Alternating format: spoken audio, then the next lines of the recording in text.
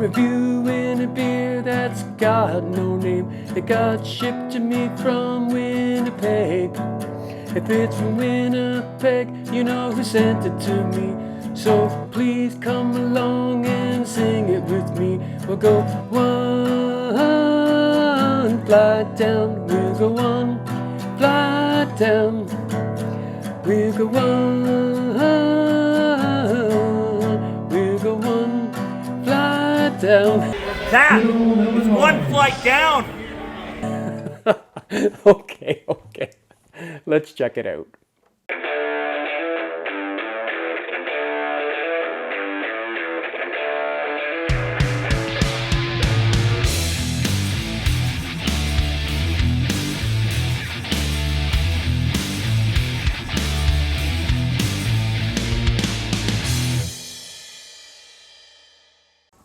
What's up, everybody? Shane here from Shane's Craft Beer Review. Yeah, sorry about the music. One of these days, maybe I should just go take some singing lessons or something. That might help a whole lot. Anyway, so today's beer was one that was shipped to me quite a while ago from Alan, from One Flight Down. Which is kind of weird, because when we get to where it's from, it's a little confusing. So this is from the Lake of the Woods Brewery, which is actually in Kenora, Ontario. Which is unusual, because usually Alan only sends me Winnipeg beers. I'm assuming he picked this up in his travels because of the motif of the can, which I will show you in just a second. Or I accidentally moved the wrong can into the wrong side of the fridge, because I try and have it separated by who gives me what beer. So this beer is called the Beer with No Name. It is a raspberry ginger wheat ale. It's got kind of a macabre lettering on it here, very simple. I think this is homage to a movie called The Man with No Name, which I've never seen, and I think it's a Western, not a horror movie, so I'm kind of confused. Maybe Alan, if you're in the comments, you would know more about that. Alan is a huge horror fan, as you guys know, so he would know a lot more about the stuff than I would. So pretty extensive write-up on the back. Oh, sorry, 6% alcohol by volume, 23 IBU, and if you guys care about SRM, 18. So yeah, I'll go through this really quickly. It's kind of a long write-up. Nicknamed Joe and Blondie, the Beer with No Name Raspberry Ginger Wheat Ale is a perfect brew for cheers and pals on the dock at camp, or quenching your thirst on a date while binge-watching Sergio Leone spaghetti westerns. Raspberry and ginger, often portrayed as outsiders, outlaws in the beer world, anti-heroes. Instead, imbibe iconic flavors profiles on this ale of sweet tart spice and smooth. Sweet tart spice and smooth. Learn to read the freaking commas, dummy. A perfect balance, spoken softly through the ale's malted wheat and barley. Raspberry ginger wheat. The good, the bad, and the ugly. More like all good, no bad, and beauty is in the eye of the beer holder. So yeah, so I'm kind of excited to get this.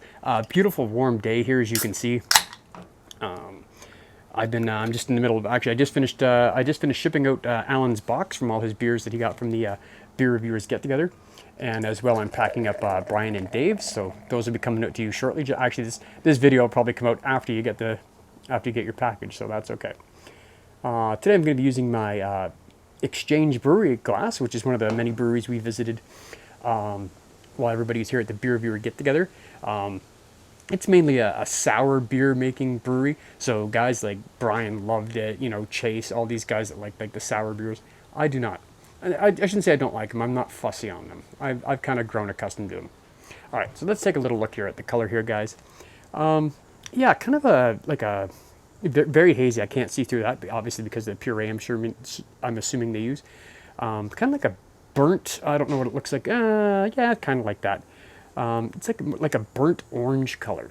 Really nice looking, actually. I do like a burnt orange color.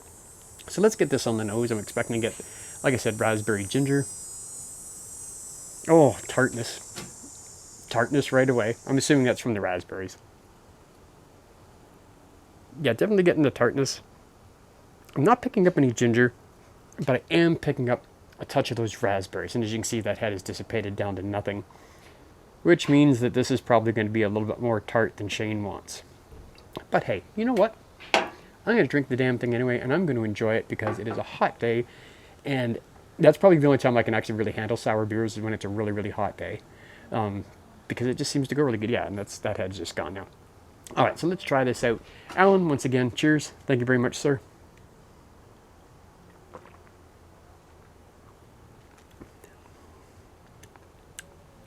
Tart, but not sour.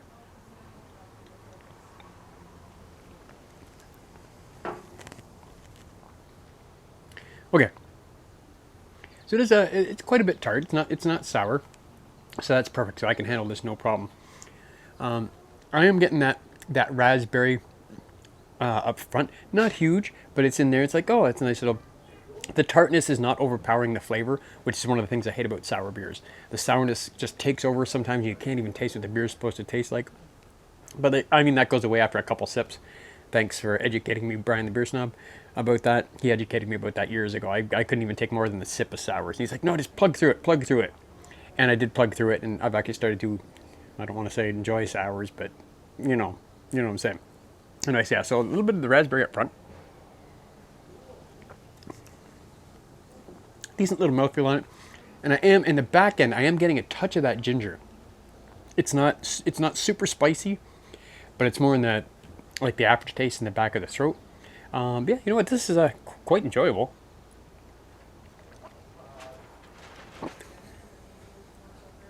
Yeah, it's not so bad. It's not so bad. Again, I'm not really big on the tarts.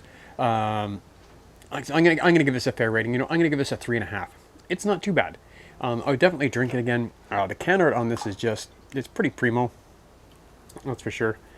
I mean, you got, like, I don't know if you guys caught that, but there's like a gunslinger down here, and then it's like you're looking at the back of the gunslinger. It's about to shoot this guy. Pretty cool. Anyway, once again, guys, thank you for watching. Alan, once again, thank you for the beer, sir. Always appreciate it. You guys have a great day. Cheers. We'll see you next time.